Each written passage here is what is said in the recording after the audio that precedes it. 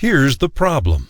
According to the Department of Transportation, over 15,000 auto accidents occur every day on U.S. streets, roads, and highways, many resulting in serious injuries to drivers, passengers, or pedestrians, including permanent disabilities and, of course, fatalities.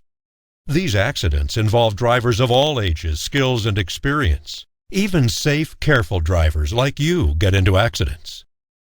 And if a court should determine that you are legally and financially responsible for such an accident, even if it wasn't your fault, you can be sued, personally, for hundreds of thousands or even millions of dollars to pay for property damage, medical expenses, and legal fees, including personal injury awards seeking compensation for the victim's pain and suffering, lost income, or future earning potential.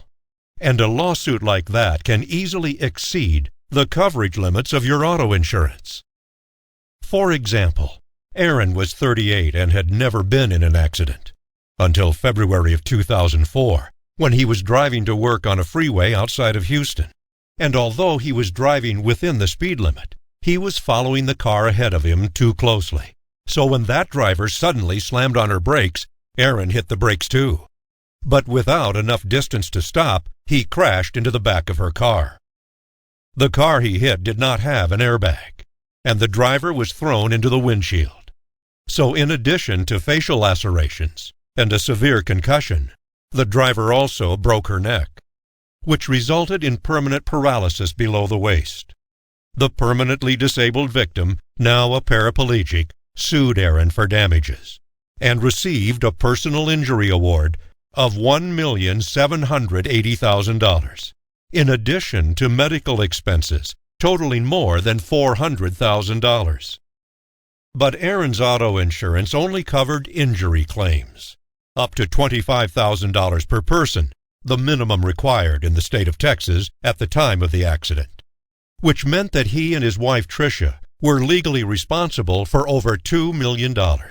So to save their home and protect their salaries, they were forced to declare bankruptcy, through which they sold off most of their possessions and lost all of their savings. So how can you avoid a similar situation and protect yourself from the cost of an auto accident lawsuit?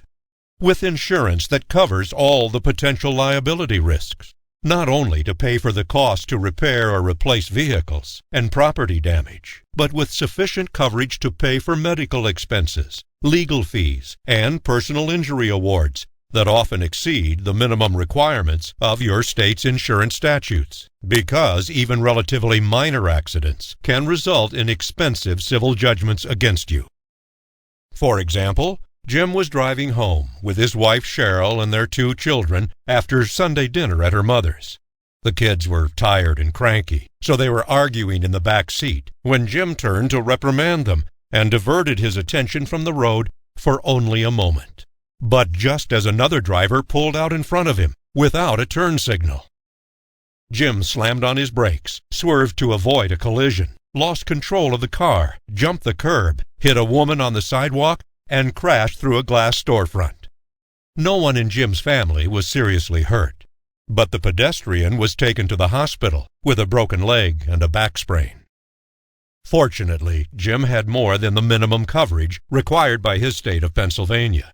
So after paying his $500 deductible, his insurance paid to repair the damages to his car, rebuild the storefront, and cover the pedestrian's medical bills too, including the $135,000 she was awarded for pain and suffering. So ask yourself this.